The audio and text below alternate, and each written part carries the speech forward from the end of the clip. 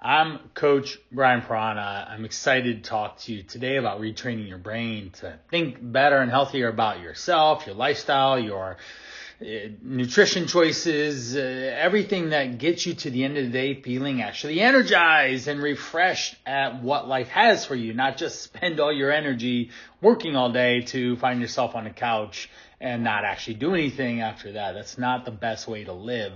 I would highly not recommend doing that.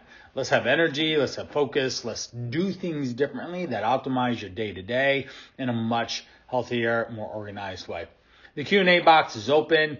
Please pump it in and we will get lots of questions answered. I'll be looking to answer questions. If you have comments on the audio here, just hit them up later. I'm going to share and a little bit about myself. Now, I'm Coach Brian Prana. I'm a health coach. I've been doing this for 20 years now. And this is a really exciting thing for me to talk to people about, is bettering their health. I've owned gyms, I've been a personal trainer, and right now I have just done these webinars and coach people all over the U.S. day to day on bettering themselves. Retrain your brain is what we're talking about today. How do we enhance your life with power of positivity? I'm a glass half full type guy. I am a sun is always shining type person as well. And I bring that into my conversations with my clients. And I think if everyone steps forward with a higher gratitude, positivity, excitement, enjoyment type mindset, I think we go a lot farther as people and the people that you connect with on an everyday, whether it's family, coworkers, friends, whatnot. Now, we're going to go over today's agenda: benefits of a positive attitude, dangers of negativity. Where does that lead to? Where are you at in on this? That's a really important question as well. Want to make sure that you understand your personality, understand your life situations, understand how stress impacts your day-to-day. That, in turn, then gives you more of the plus or more of the minus type reactions. It's very easy to always go negative. Our media, our just general aptitude toward attention, and our very instant gratification, on-demand notification lifestyle, that if you get you're way more likely to be drawn toward a negative headline in a sense than a positive one. It's just the way humans are, unfortunately, and it's the way marketing has become over the years. Now, reversing the process of thought, how do we flip into that positive mindset? How do we retrain the brain so it just sticks and it glues in? You stay excited, you stay energized. And then what are some positivity actions you can do on a regular day-to-day basis to kind of preemptively prime yourself to stay in that energy? Number one, the benefits of positive attitude. Number one, smile, right? That's the very first thing. If you're smiling, it's really hard to cause yourself to be in a negative situation. So what happens when we have positive attitude and energy? Well, of course, we have all these things on the slide. So one is, do the lifespan increases, less likely to be in a lower down, depressive-like state of being. Your ability to be resilient and overcome stress. You're not as stressed out. You're more likely not to get sick. It is November here as we do this right before, a week before the holidays. You're going to go see people, and it may or may not be a stressful situation, but the more stress you carry into it and the less sleep you get and the less positivity you had, the more likely that engagement with other people might lead you to get ill. You might have a cold afterwards for the next week going into December. It's just the truth. Positive attitude, you're more likely to be more active, take care of yourself. Most importantly, can't tell you how many people I champion for them to just literally take care of themselves. It's so important. We have better coping skills. There's hardships. There's times of stress. You just can manage these things because life is always going to throw a curveball at you. How do you respond to it is the way. Do you let the ball hit you? Do you get out of the way? Do you swing for it? Or you just let the call a ball in a sense. Now, how does positivity impact your brain? We have a range of emotions as humans. We have on the other side of things like sadness and anger and depression and anxiety. But on the positive side, we have joy, contentment, love, happiness. These are a lot more where I would love for you to spend your time and energy constantly focusing on those, because where the mind goes, the energy flows. If you're in a positive, happy state of being, you're way more likely to be contagious, to just look at things with a glass half full type approach and find solutions to your day-to-day situations. Positive emotions open the mind, as I said. You can build new skills. You can focus on better improving your skill sets. You find resources. You get resourceful to finding what is going to work best for you. And you provide value not only to you yourself, because you stay in a fresh state of mind, energetic, but also the people around you. Again, everyone in life is looking for help. We are bonding together to help people out and better everyone's life. And that's the power of positivity and focused on working together. Happiness, health benefits, the act of just being happy provides better stimulus for growth. Your neural connections are significantly more likely to grow and connect and facilitate new thought processes and behavior patterns. Improves cognition by increasing mental productivity. So we can think more clearly. You don't have brain fog. You're not unclear of what you're doing or why you're doing it or how you're doing it. That's really important. Affects your view of surroundings. Like you open yourself up. Instead of looking here and focus on this, you can open up and look at this world around me. I have these opportunities at hand now, or I can find the opportunities and create something out of them.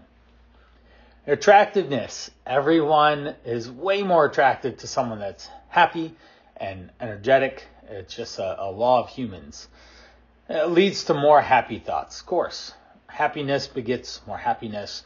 Negativity lends itself to more negativity. If you get into a venting type pattern behavior, that could last for 5, 10, 20 minutes, 2 days. It really can. Pity parties can go on longer and longer than they should. So, positivity in your brain. We have positive. You want to be happy, hopeful, optimistic. They connect and trigger brain waves and neurons to be firing on different levels. So the prefrontal cortex here up in your forehead, you're going to get your body connects and transmits nerves, and you think more clearly, you reflect more clearly, you react more clearly, you take a more proactive rate of being rather than a reactive state of mind. Gives you ability to be focused in. We're very unfocused right now, trying to manage all technology and the abilities of our on-demand culture and how to manage that. So that in and of itself can become overwhelming for humans. We're not good multitaskers. I don't care if you think you're like the multitasker person. Studies show that less than 10% of people ever are good multitaskers. So it's just, we can't focus on so much coming in. Now, how does this affect your health?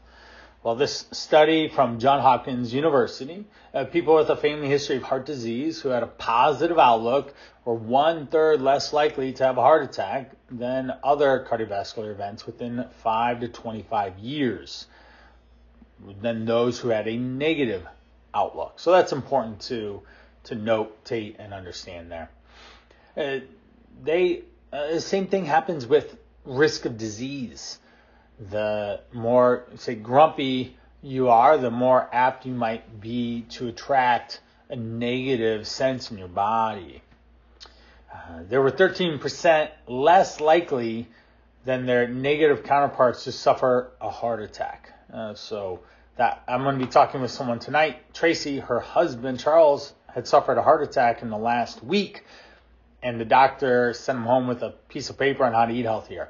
And she's scrambling, trying to find an answer and figure out what is the right things for her to do, for her husband, and live a happier, healthier lifestyle.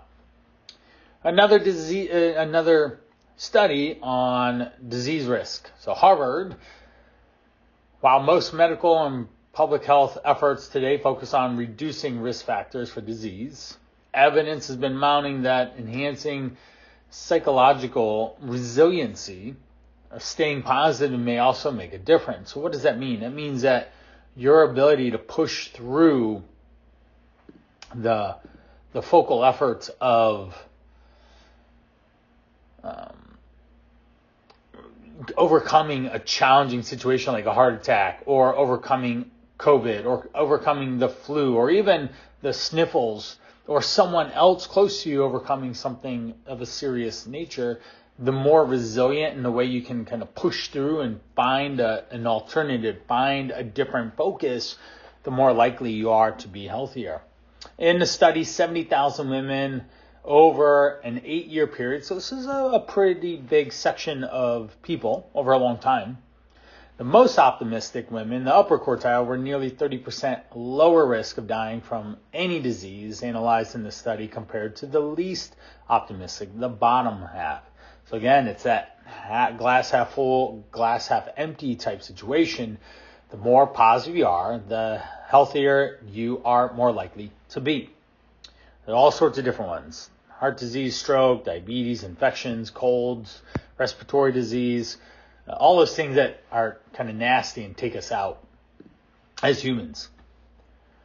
1/3 study here. So University of Pennsylvania measured the degree of which insurance salespeople were optimistic or pessimistic in their work. I guess could be a salesman of health and nutrition. I get on phone calls all the time with people that don't know who I am, and the more optimistic, the more energetic, the more confidence that I show, the more I can influence that person in a positive way to take action for themselves. Whether it's working with me or just doing something more than what they're doing is the goal, the big picture goal. So if I get stuck in a pessimistic viewpoint, then people hear that. They can pick up on the tone, the energy that's being transmitted through even this. Like if I was a pessimistic person, like I'd be not. Hopefully, I'm at least a little bit entertaining, and have some energy behind and some passion behind the work I do. Now, optimistic sales people sold 37% more policies than the pessimist, because the person on the other side of that felt that they were being listened to, they were being heard, that their needs were being met, and therefore were much more likely to work with someone. So how do we continue this positivity with improving your health? Well, love, joy, gratitude, serenity, hope, optimism. This is things that come from the heart, and of course the brain too. But it opens up our ability to be responsive in the environments that we're around. Take a difficult deadline meeting that you have at work, and like Friday, we need X, Y, Z, and A, B, and C too done. And you're like, there's no way we can do X, Y, Z, and A, B, C. Well, if the people put their thinking caps on, they might be able to find other ways to streamline processes and create solutions that allow, or at the very least, get X, Y, Z done, and maybe A too, or get it all done because they came together and they focused and saw a clearer picture on how to go through this process. Positive emotions brought in visual attention, which creativity, collaboration, effective problem solving skills. Exactly what I said. You think differently when you're in a positive mindset. Now, what do we think about? Think happy to be happy. 70,000 thoughts per day can come build you up in your brain or tear you down. You can easily get into a rabbit hole and go down 5, 10, 15 minutes of something and be, mentally, emotionally, or visibly upset. That can tear you down. And again, it's easier to be more negative or think negative than it is positive. The actions we take can expand or contract different regions of the brain, firing circuits, tamping them down. Now, what we think, do, and say matters, and it really becomes who we are showing ourselves out into the world. And I always want to be seen as an expert authority in my field of improving people's health, their wellness, their well-being, from, of course, the easy stuff of nutrition and fitness. Those are usually things that I work first with people, but time management, stress management, lifestyle creation that builds productivity, builds energy, builds the outcome they're after. So look on the bright side. We refocus the brain when negative thoughts occur. You're much easier to get out of the situation when you are doing the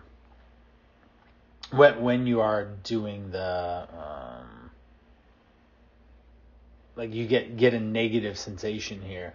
Like you can kind of just overcome the stuff and not let it happen. You get out. It's called a pattern interrupt. So when pattern interrupts come on and happen, then that makes a really big impact. And you can also train yourself to be positive, to be focused, to have that stuff. You can start your day off writing down 3 positive things that you're looking for. You can end your day with 3 signs of gratitude of positive things that happen. That trains your body, that trains your brain, that trains your energy to then produce that type of a situation. Now, dangers of negativity. What happens here? Well, it dampens enthusiasm, right? If I came on here, I'm like, didn't have energy or positivity, it's a lot easier to not even be enthused. Like, why am I here with this guy? There's way better ways to do something with this time than to hang out with Brian.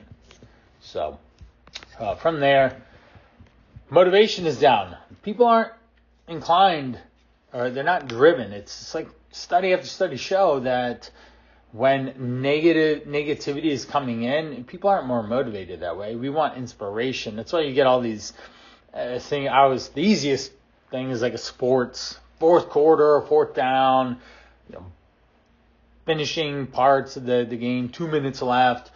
And we need like an inspiring speech to get people motivated and be like, yes, we can do this, and think of the outcomes that happen. Your overall happiness decreases. You're just not a happy person to be around. You don't think happy thoughts. There's more stress that builds and mounts in your day and life, and little things can trip you up, and they can turn into bigger things in your brain and your mind, and even to the point of not even being realistic. That happens too.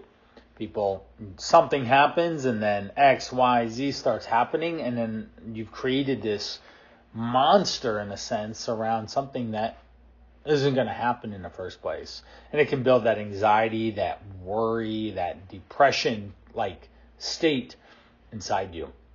If you run toward anxiety and depression, you should be doing really, really focused efforts on staying in the most positive energy that you can, and really safeguarding yourself from things that drain your energy, because you, as a human, only have so much energy to give in a day. And if you're giving it to the negative things, you have no more time left for the positive.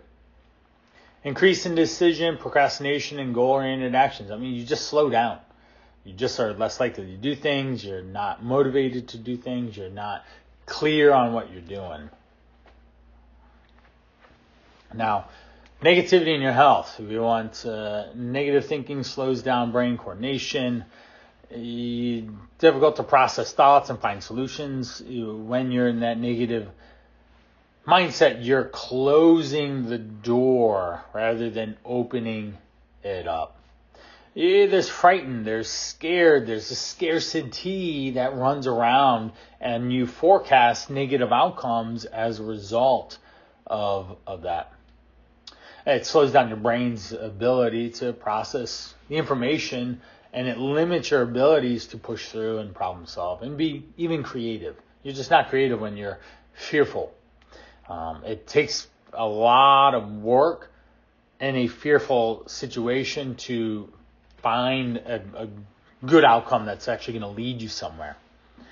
So then we've got the fear factor impacts, your brain, and affects your mood, affects your impulse control.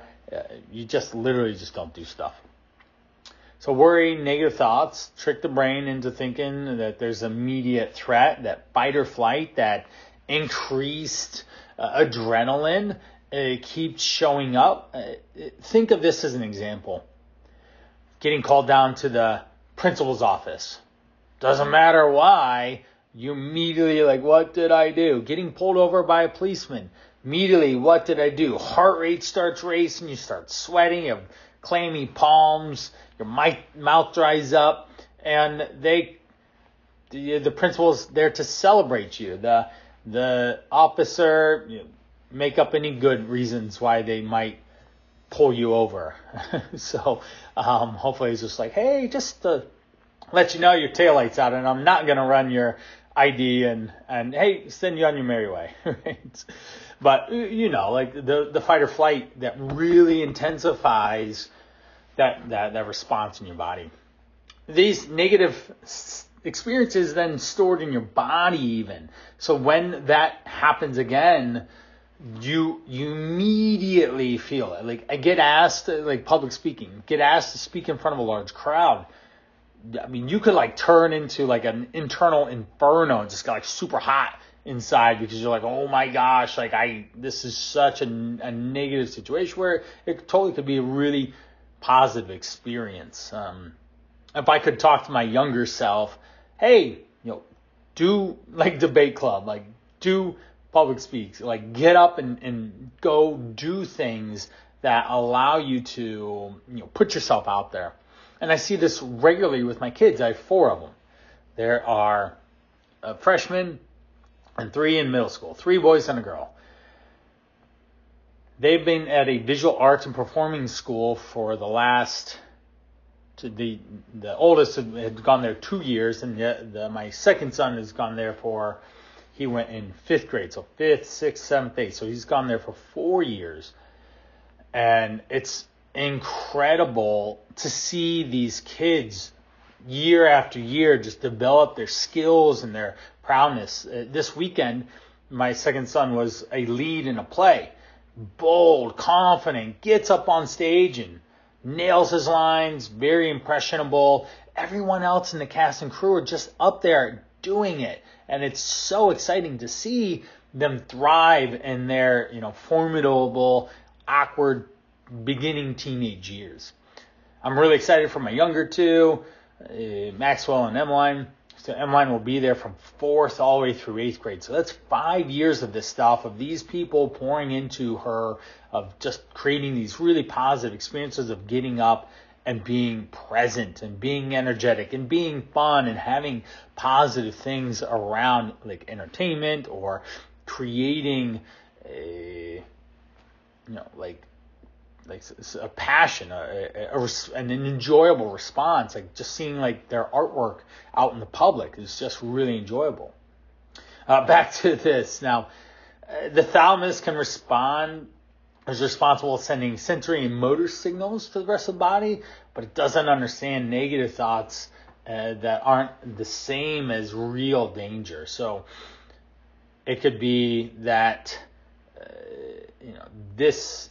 an email gets sent and you don't really like the subject line or who it came from, versus the tiger chasing you or lion trying to kill you in the jungle. your body can't differentiate between those thoughts and feelings. So it is something that's important to like pay attention to and understand. So then it really just, again, we talked about is it elevates your body's responsiveness and energy, and it ultimately doesn't do you justice to live there. So what is the brain's response to negativity? Shuts down, closes off. If we focus on emotions like fear, anger, and stress, it really like tunnel visions us and doesn't allow us to see beyond. It's consuming it. It drains our emotional battery. Our human, life energy is significantly impacted as well. Yeah, when you're stressed about a long to-do list, you may find it hard to get started because you're paralyzed by how long your to-do list is. I'll tell you, I get a lot of work because people are overwhelmed with where to start on their health journey, weight loss, or I've had people, like tonight I'll be talking with someone whose husband just had a heart attack. She is scrambling for answers, and so what the doctors provided her with weren't good enough. It was like a one sheet paper, the DASH diet, reduce sodium, and that's I guess a beginning, but it doesn't answer her thoughts, her questions, her needs, and how to navigate actual real life, because that's quite a turn of events, and it was a pretty serious heart attack from what I understood. So you just have little willpower when you're negative. Now, negative attitudes affect mindset. A lot of people berate themselves and talk negatively to themselves, even cuss themselves out in their brain about choices they made with food. I can't tell you how many conversations I have with people about food regret, or the next day of they wake up and they almost wish they didn't have the experience they did last night, or they would have just I should have just stayed home, because they couldn't control themselves with their food choices, and it just dampened the rest of the evening. And that's not great. Now, even skipping the gym once is okay, but that also can be a tripwire to skipping out in a continuous way. We're coming up on New Year's resolution time. That in itself is a very challenging time for people to get past that 2, 3, 4 week mark. And so many people have done the New Year's resolutions only to, unfortunately, give it up. And it's an obvious thing. You know it, I know it, and because the action they took might not have been a sustainable one, or based around education or behavior changes. Now, when you hold a negative image of yourself, you rob yourself of much needed energy. Imagine if you had this, just think of someone that when they look in the mirror, they constantly tear themselves down. If you had someone else speaking at you like you talk to yourself, I would hope you'd be like, hold up here, who are you to say those things about me, right? And that's the type of energy that you need to stop doing that stuff. If you do look in the mirror and you drag yourself down the negative route, it's really important to stop doing that. Stop giving yourself opportunities to drag yourself down, to paint yourself in a worse position than it might be. You might not be excited about where you're at right now, but that doesn't necessarily mean that you need to berate yourself, as it says. It's an opportunity to open your eyeballs and be like, hey, I need to change. And I need to do it in a way that I haven't done it before. And then not like a bad diet or something like that. I actually need to change my habits, my behaviors, my mental mindset here.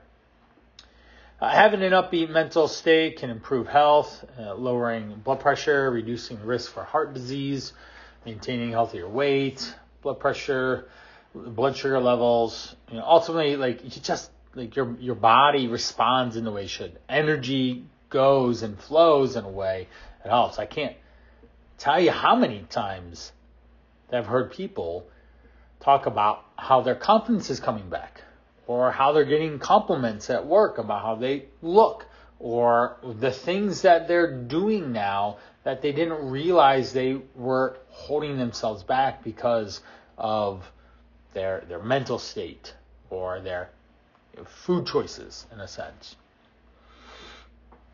Why is it hard to be positive sometimes? Marketing, our brains are hardwired for survival.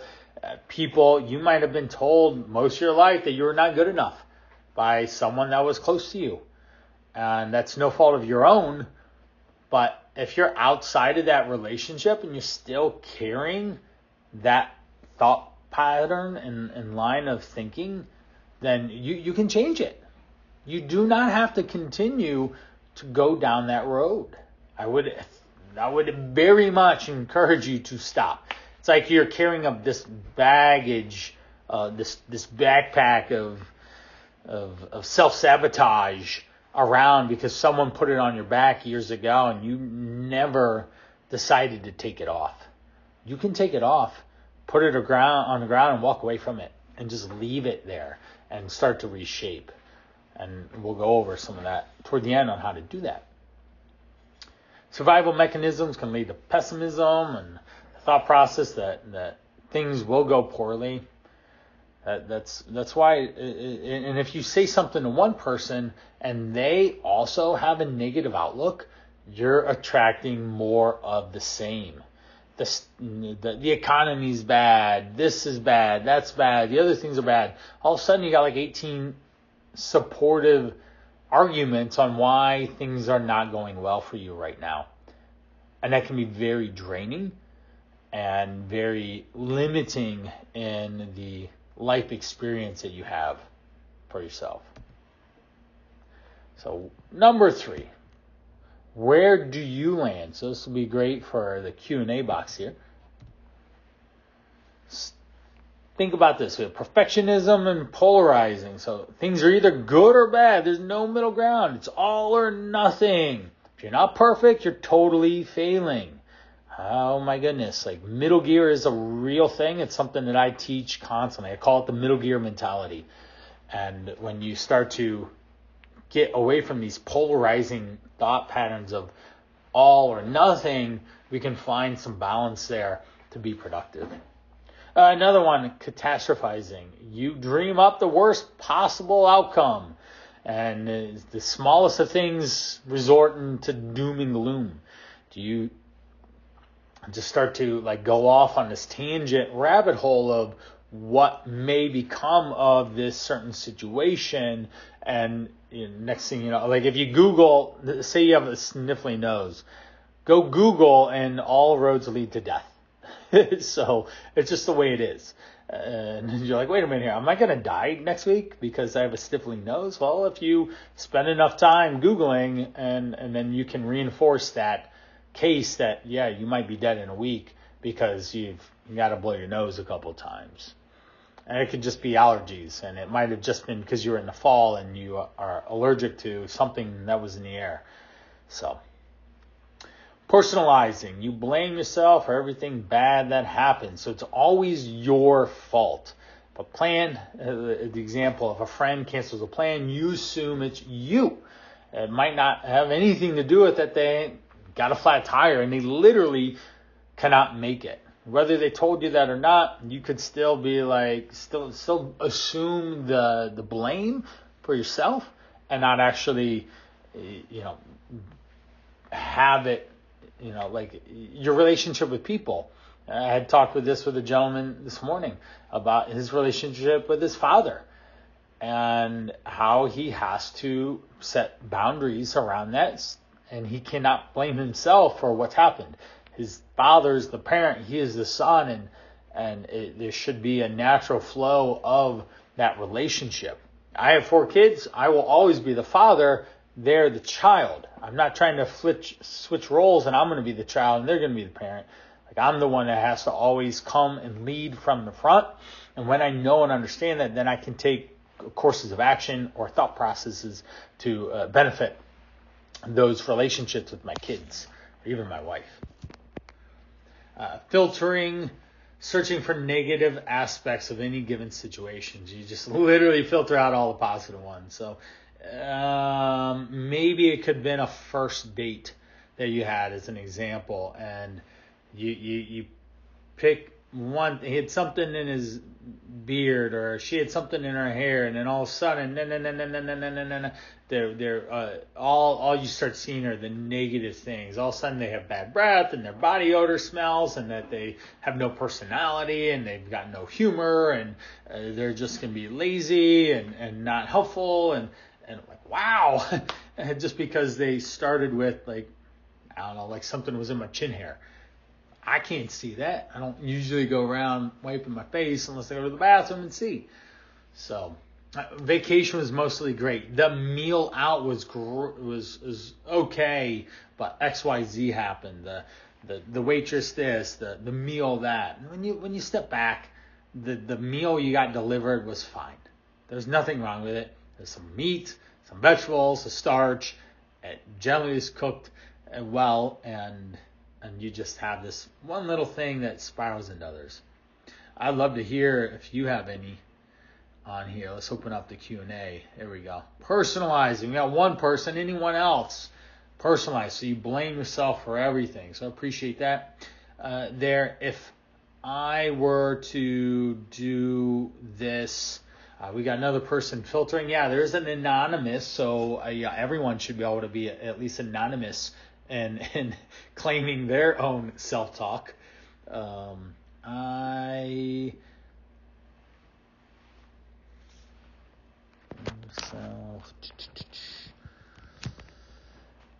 would probably be more the perfectionist. I'm a pretty hard worker, and I get pretty upset when things aren't going the way I want them to go. I would say that for me would be the one that calls my attention or attracts me the most. We got another person mixing catastrophizing and personalizing. Yeah, doom and gloom, and it's all my fault too. Wonderful. It's a great combination to have, right? So thank you for those who participate. If you want to participate some more, Q&A boxes are open here.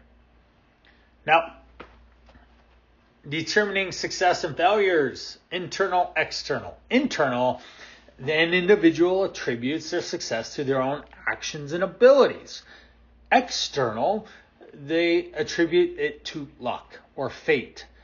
I am much more of an internal person. The things that are happening in my life are caused and created by me.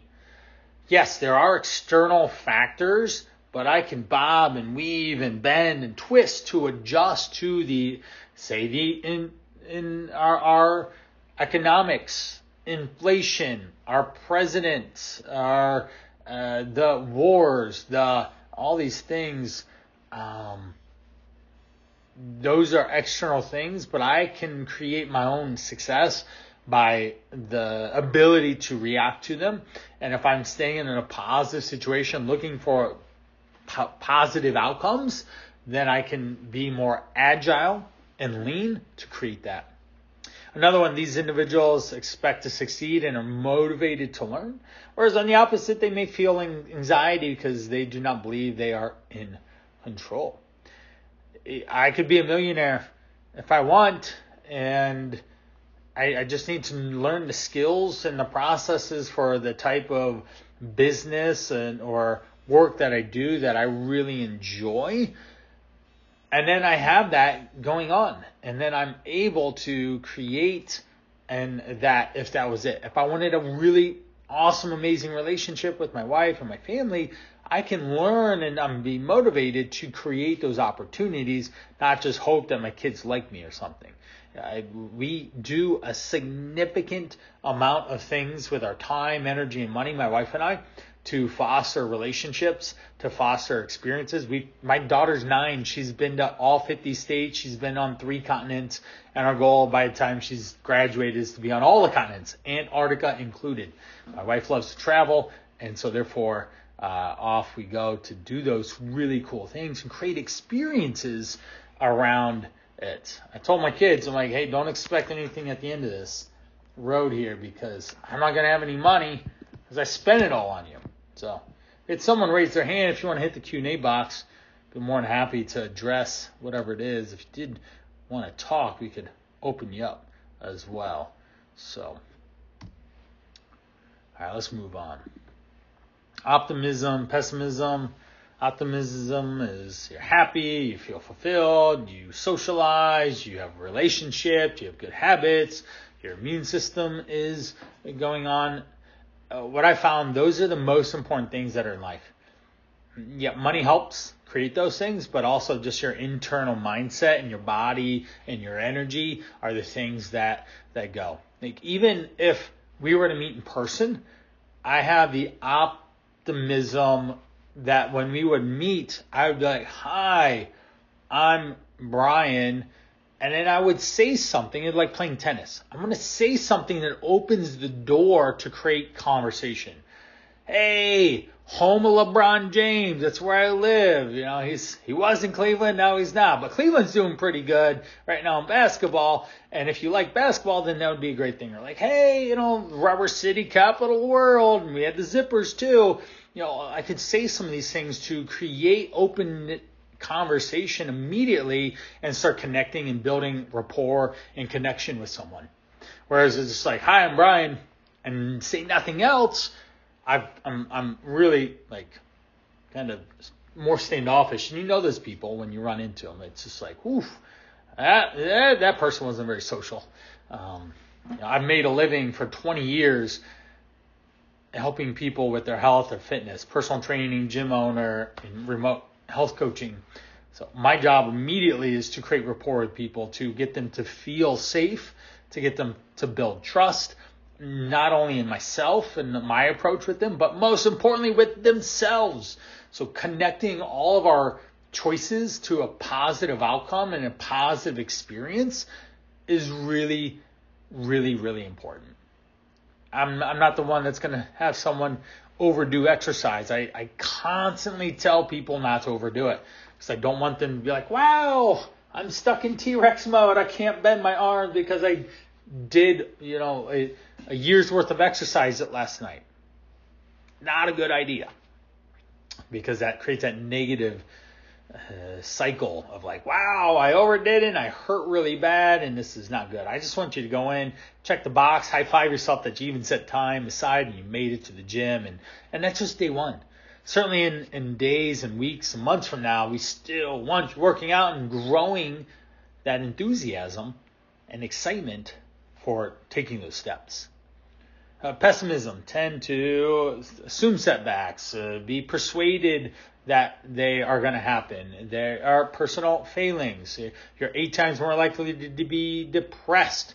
Your energy is just rounds down, as an example, and it's hard to get it back up.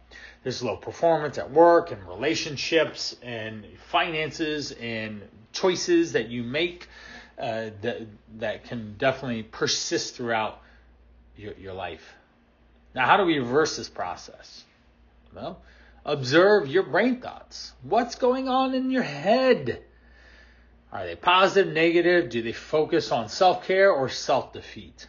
You literally can write these things down to understand.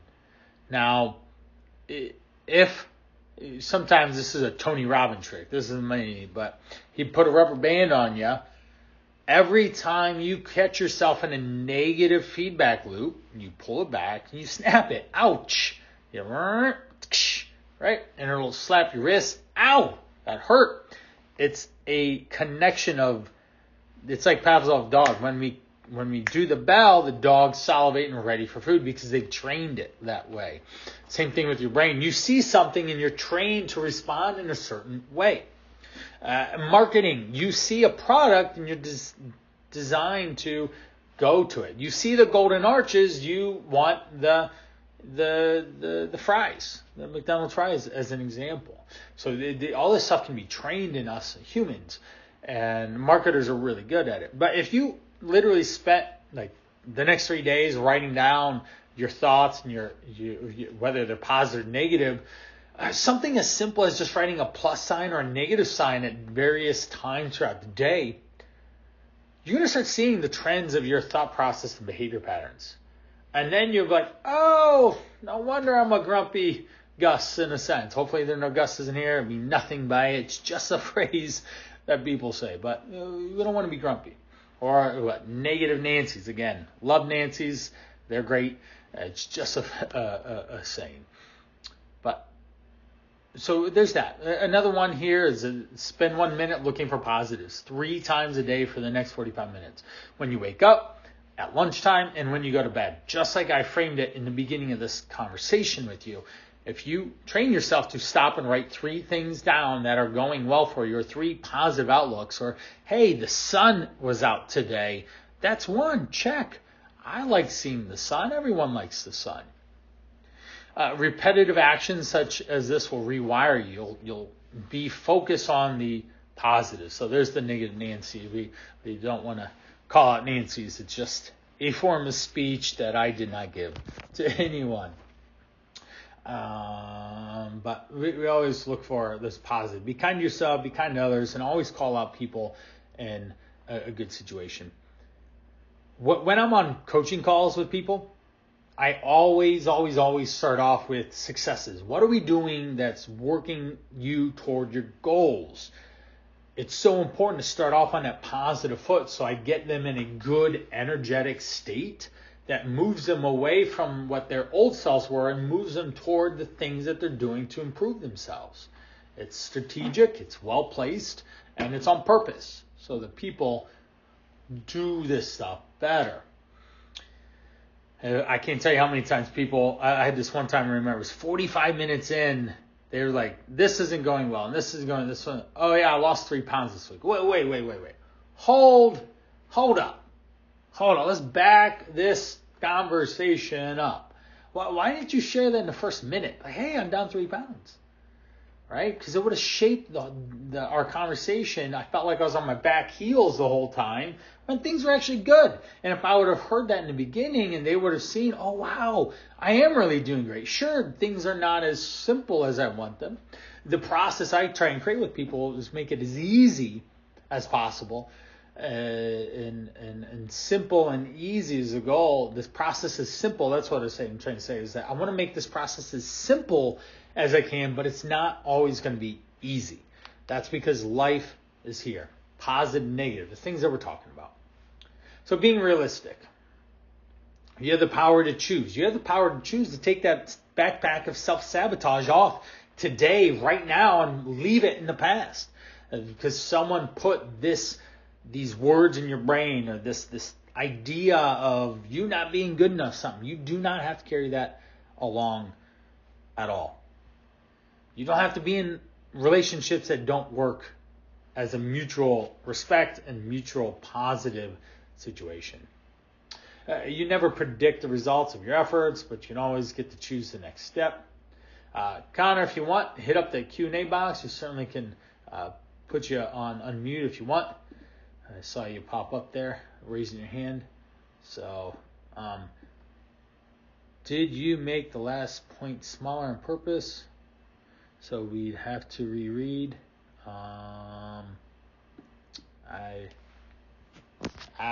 Maybe. I think it's just looks like it's a sub. Most human achievement came from efforts that did not bring immediate visible rewards. I've been doing this 20 years, and I'm still working, toiling every day in the soil. I'm in my backyard, digging in the dirt, planting seeds, fertilizing the ground, watering the ground to produce fruit, to produce the outcome. I'm not sure why it's less than. So between me and you, I deliver these things. I didn't prepare this specific deck. So I've prepared it many times. I helped in the beginning content creation, and they keep tweaking it. So who knows why it's a little bit smaller. But I'm constantly toiling in my ability to improve myself, improve my ability to be positive, improve my ability to impact people's lives every single day. So we always are looking ahead to everything in life as a learning experience, and oftentimes that failures lead into future successes, because you can always look at it as a failure, or you can look at it as a learning experience. There are lessons in this experience that you need to learn to create a better outcome the next time you go around. So if, like, say, dieting, if you did it in a way that didn't give you the long-term results, why didn't it work? What did I learn from not eating all day, or just only avoiding a whole food group, or taking a drug? What are the things that I didn't realize or learn or know there? So ruminate on the problem or solving it. There's a big difference. And I almost certainly know that you probably know the people in your office that are problem solvers versus ones who aren't necessarily. The people in your life that are problem solvers that aren't necessarily. The people that are positive that you should be seeking out rather than the negative. You should not be the smartest person in the room. You shouldn't be the happiest person in the room, in a sense, because then you can gravitate toward their level of happiness, their level of problem solving, their level of learning to help them in this process. So next up is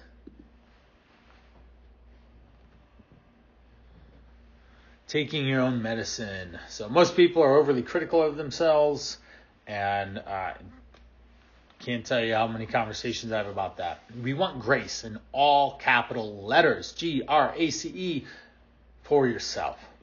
We don't need to beat yourself up. We don't need to magnify mistakes. We don't need to drag yourself down. We don't need other people to help drag you down. We don't need social media to drag you down. Everything's trying to drag you down. It just doesn't have to happen that way.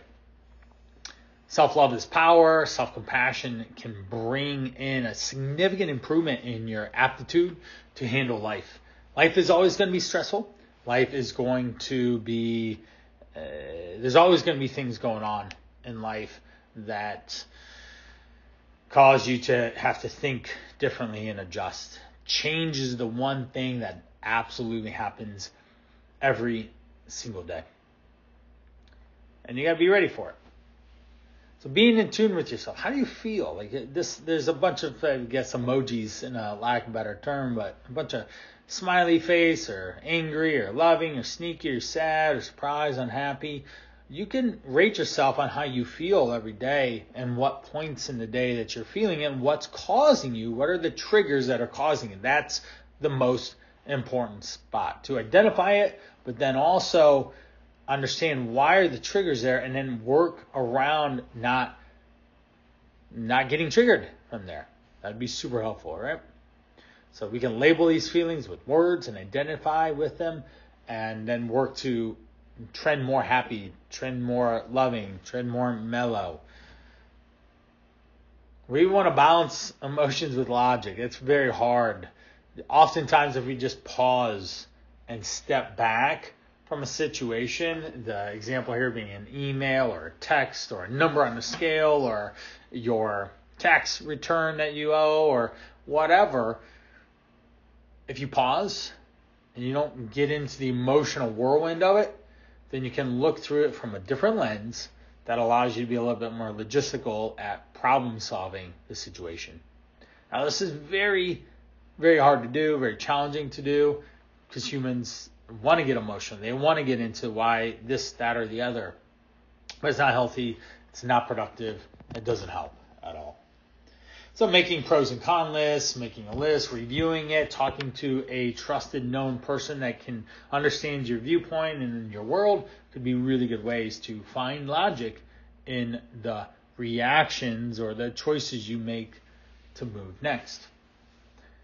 This is a simple one, just taking in some breath. Deep breaths in, deep breaths out. In and out. Counting, pausing, doing a self-meditation. Go walk around the building. These are things to pause and then be able to refocus on helping yourself make a better choice there. So Q&A box is open. What other stress-reducing techniques do you find helpful in difficult situations? One of my clients, I offer with my clients to help them manage and understand what is going on. So I'm asking the question of like, okay, you did X, but what happened at W? Where's apparently I like XYZ today.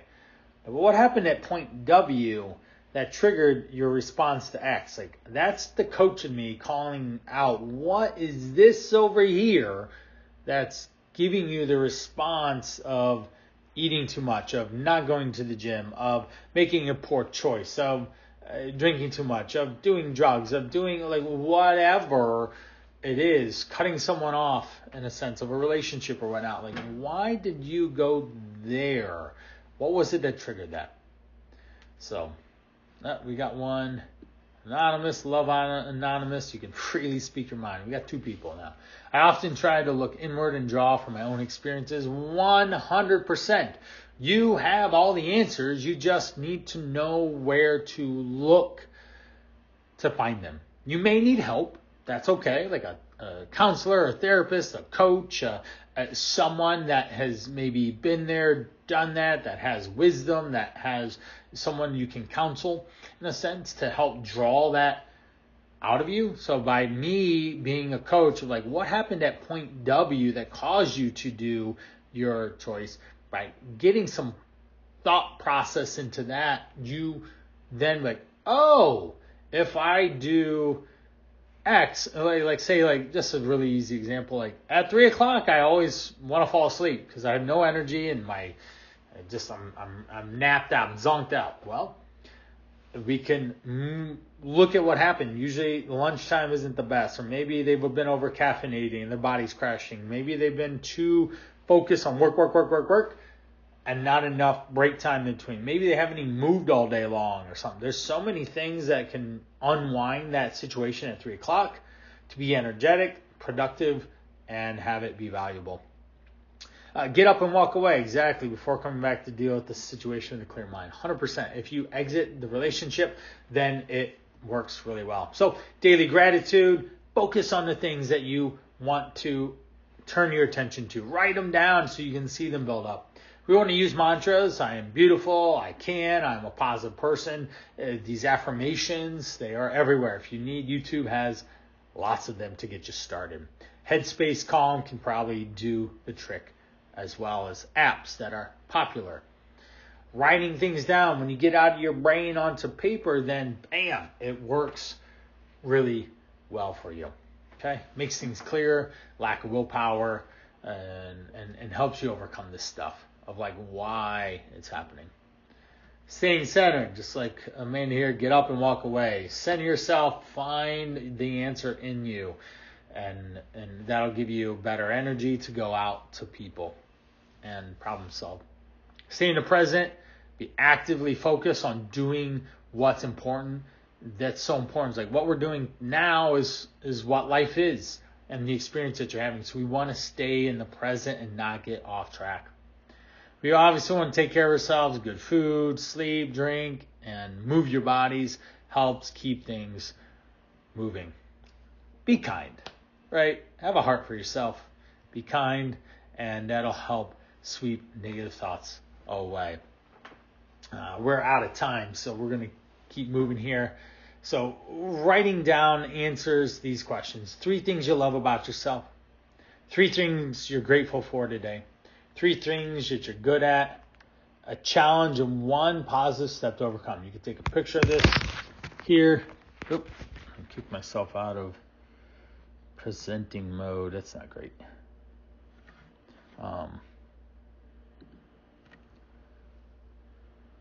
I totally got out of presenting mode. Oh, goodness. Let's get back into it. There we go. Oh, man.